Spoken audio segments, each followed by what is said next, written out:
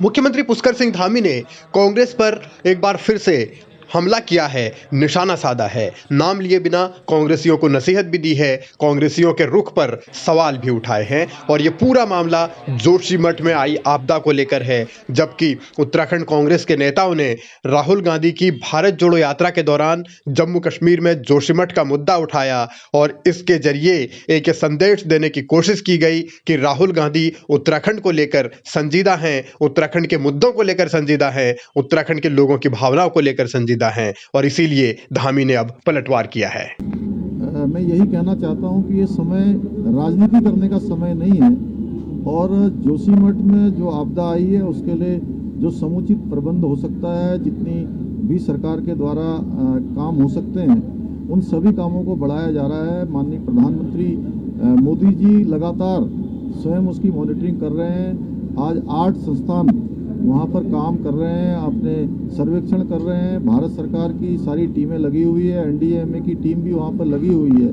आगे पुनर्वास की योजना पर भी हम लोग काम कर रहे हैं। और मैं साथ ही ये भी कहना चाहता हूँ कि जोशीमठ को लेकर एक जो बार बार भ्रम की स्थिति पैदा की गई है, ऐसे भ्रम की स्थिति नहीं है। आज वहाँ पर 70% दुकानें आज भी खुली हुई हैं। वहाँ का कामकाज सामान्य रूप से चल रहा है। होली में भी लोगों का आना जाना लगातार बना हुआ है। 4 धाम यात्रा भी 4 महीने के बाद प्रारंभ होने वाली है।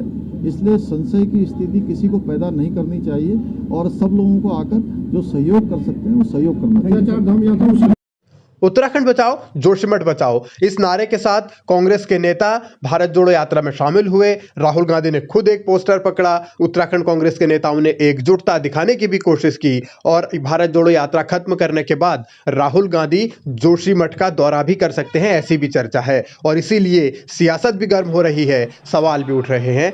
धामी ने सीधा सीधा तंज ये कसा है कि कांग्रेस के इन कदमों से कहीं उत्तराखंड का नुकसान तो नहीं होगा, क्योंकि जिस जोशीमठ से या जिस 4 धाम रूट से लाखों लोगों की रोजी रोटी जुड़ी है, अगर उसके असुरक्षित होने का संदेश दिया जाएगा जिस तरीके से कांग्रेस कर रही है, तो फिर उसका असर भी बहुत बुरा हो सकता है।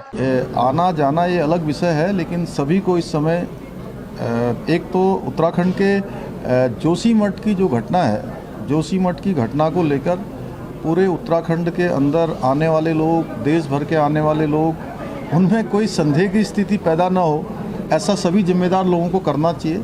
कि जोशीमठ में मैं बार बार कह रहा हूँ कि 70% जो वहाँ का आम जनजीवन है वो सामान्य है। वहाँ की सब दुकानें खुली हुई हैं, सारे काम चल रहे हैं। 4 धाम यात्रा हमारी प्रारंभ होने वाली है।